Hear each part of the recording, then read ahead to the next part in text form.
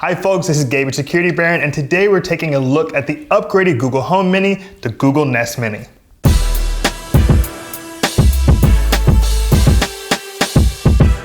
In today's review of the Google Nest Mini, we're going to go over some pros and cons, its design, its feature set, the user experience, the installation process, and mobile application to make sure you have all the information you need to make the right decision. If you'd like to see a list of our favorite smart speakers, Google Security Baron Best Smart Speakers. If you have a question about today's review, leave us a comment and I'll get back to you.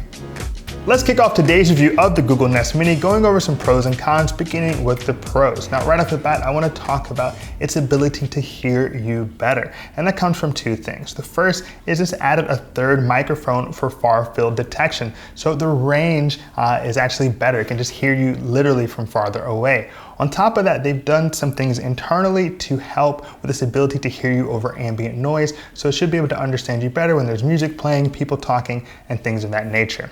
On top of that, they've actually given you the ability to pair two Nest Mini so you can have like a right and a left for a richer stereo sound in any particular space. Finally, they've localized some of the computing, so it doesn't have to send every question immediately back to the Google Cloud server. It actually gets to know you over time and the things that you ask, so it can answer you and help you out more fluidly. Now, when it comes to cons, we do wish the Google Nest Mini had an auxiliary jack so that we could incorporate it into larger sound systems. So let's look at some of the pros and cons on the Google Nest Mini. Now that we've gone over some pros and cons for the Google Nest Mini, let's talk about its design. Now, a lot of folks say it looks like a hockey puck. Go Predators. However, I want to say that I'm a big fan of its subtle design. It doesn't really call attention to itself. It comes in 4 colors: chalk, charcoal, coral, and sky. Now, it's basically a pretty minimal device. It's not going to do much in terms of bringing attention to itself, but I do think it can inject a nice pop of color, especially if you get the sky or coral versions. You know, in today's age of minimalism, it definitely fits that interior idea. And in fact, it even goes the next step by allowing you to clear up some space on your counter or your shelf because it is mountable. So this mountable element is what really distinguishes it in some senses from its predecessor, the Google Home Mini. Otherwise, it's just as simple and minimal. One thing you'll find is that it has one power port, and this is a proprietary Google cord, so make sure you don't lose it. If you want to mute the device, you do so physically. You can simply move this button from one side to another and know that no one can hear your conversation through any of the Nest features. Finally, I really want to talk about the recycled bottle top. So this fabric is actually made of recycled plastic bottles. So we love to see sustainable initiatives like this here at Security Baron and hope to see more going forward. So overall, I'm a big fan of the humble swagger on the Nest Mini. Whoa, hold on. I hope you're enjoying today's review of the Google Nest Mini. If you want to be kept up to date on the newest in smart speakers, cybersecurity, smart home security, and more, subscribe to our channel, Security Baron. We're dropping new content weekly. All right, let's get back to the video. All right, we've gone over some pros and cons, we've gone over the design. Let's talk about the feature set on the Google Nest Mini.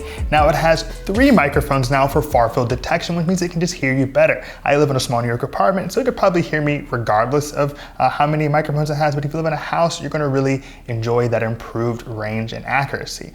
Now, if you want to actually hear it, it actually has ambient IQ. What does that mean? Well, it means that it takes into consideration ambient noise, like a loud ceiling fan, and actually adjusts the volume for you. Now, if it's not adjusting the volume for you, you want to do it for yourself, you can actually hover your hand over the Google Nest Mini, and actually the LED display will come up showing you the volume controls.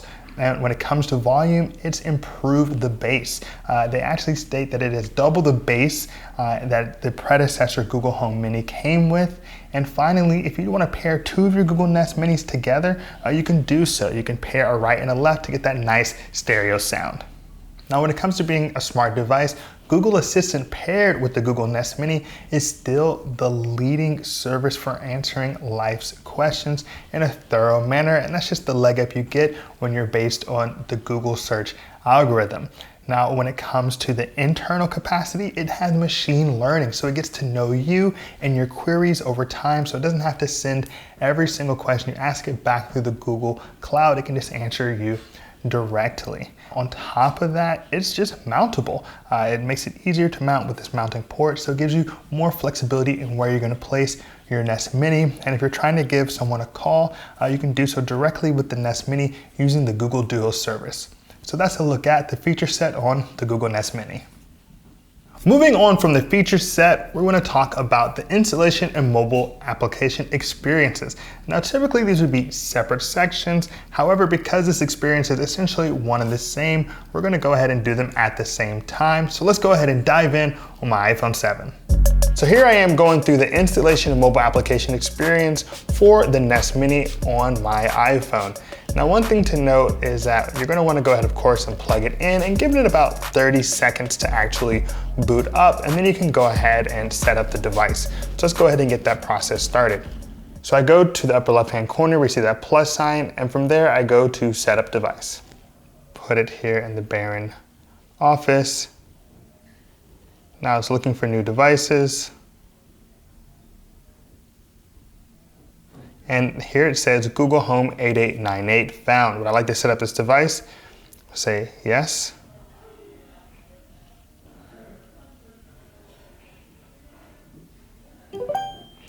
I did hear the sound. So it asked me, did I hear the sound? I hear it.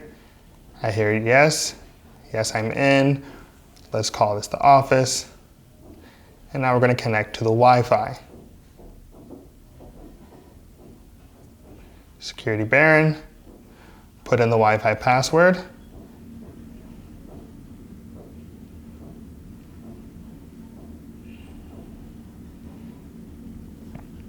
So now connecting to the Wi-Fi. Connected. So now we're connected. It's going to walk us through a couple of elements of setting up our Google Assistant. So I said yes. And I want to activate the voice match on this device. Now, of course, I have activated voice match on other devices, so this could be a faster process than usual. We'll link to a few different services like Netflix, HBO, and I can actually get started with voice calls. It's going to link my number, put in the address. And now I can learn about the controls on the Nest Mini. So tap the center for play and pause, change volume on each side, and I can turn the mic completely off, and when I do that, I'll see that orange on the top of the device. Now the office speaker is ready to go. Hi, I'm your Google Assistant. I'm here to help. To learn a few things you can do, continue in the Google Home app. So now there are a few more elements for me to check out. Few more, finish that setup. So now it's set up, got a new device, this office speaker. Let's go check it out. Now you see here I can change the volume, and I hear it on the actual device itself. Go back down, becomes quieter. Now if I go into settings in the upper right hand corner, you can see a few different settings like the equalizer for the bass and the treble. You can tap on that, I can change that. So if I want a little more bass for my hip hop songs, that is an option for me. I can change the device settings. Right now it's a default speaker. I can have a night mode, a do not disturb mode. I can pair it with various Bluetooth devices. So it's really great that you actually do have a little bit of flexibility here in the app, even for a device that is so voice control centered like the Nest Mini. Now if I pop out of there, you can go directly to that equalizer right to the left of the settings button. And that is pretty much all the functionality you get out of the Google Home app and your Google Nest Mini. Everything else essentially you're going to be doing with your voice and your Google Nest Mini or the Google Assistant mobile application. Let's go ahead and show you how you can add more actions to your Google Assistant mobile application, which will get you more functionality out of your Google Nest Mini. For example, I can simply go into the Google Actions and I can search for Eufy Home. And Eufy Home will allow me to actually control so many elements of my smart home using my voice and my Google Nest Mini. So I simply tap on Setup, and then from there you'll see that there are a number of devices, August Home, Nest, things of that nature, but I can go to my Eufy and control different elements. So you get a lot of functionality out of the Google Nest Mini with the Google Assistant mobile application. Here I am checking out the Google Nest Mini's user experience. Now you have some touch control capabilities. So if I go and touch the center, I can pause it or play. If I go to one side, I can go ahead and turn it down. If I go to the other, I can turn that volume up. So let's go ahead and check out some of the capabilities you get with the built-in Google Assistant, beginning with just playing music. Play Oceans by Vallis Alps. Okay, Oceans by Vallis Alps. Here it is on Spotify.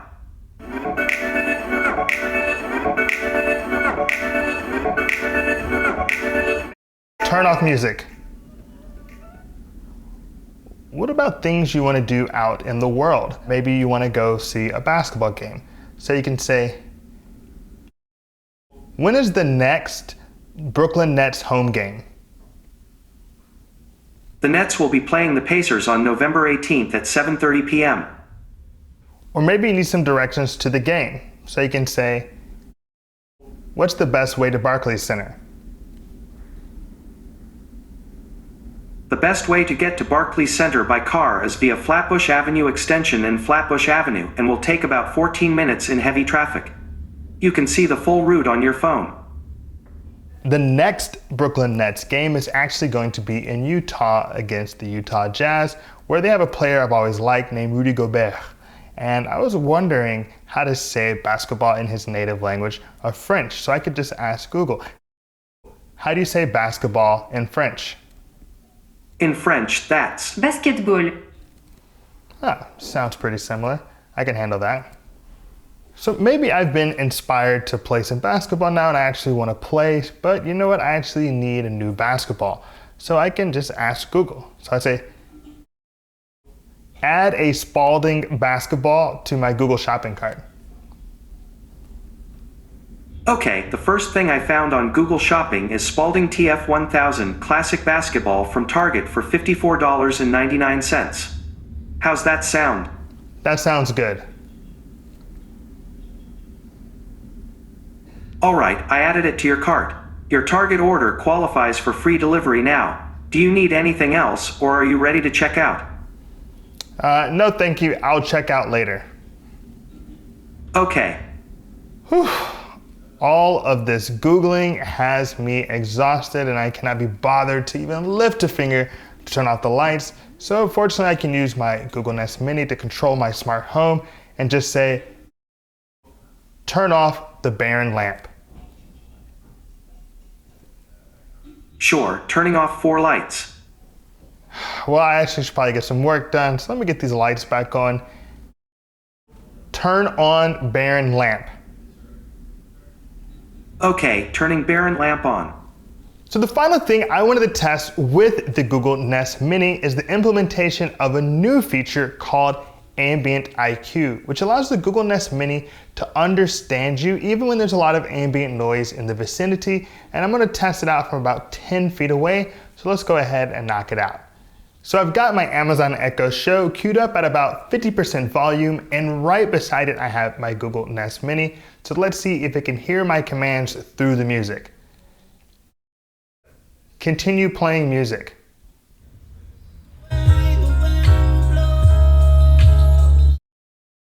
Play Fruit Flies by Gabriel Garzón Montano. Okay, Fruit Flies by Gabriel Garzón Montano. Playing on Spotify.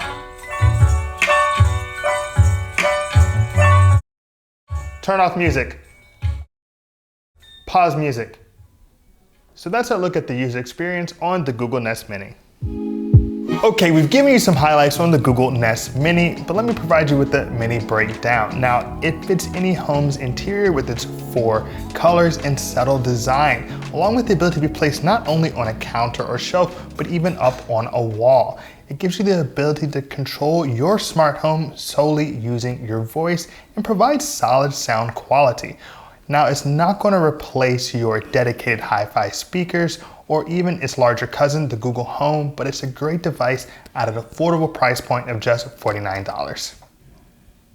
So that concludes our review of the Google Nest Mini. If you appreciated today's video, give us a like and hit that subscribe button. As always, this is Gabe, Security Baron. Be secure.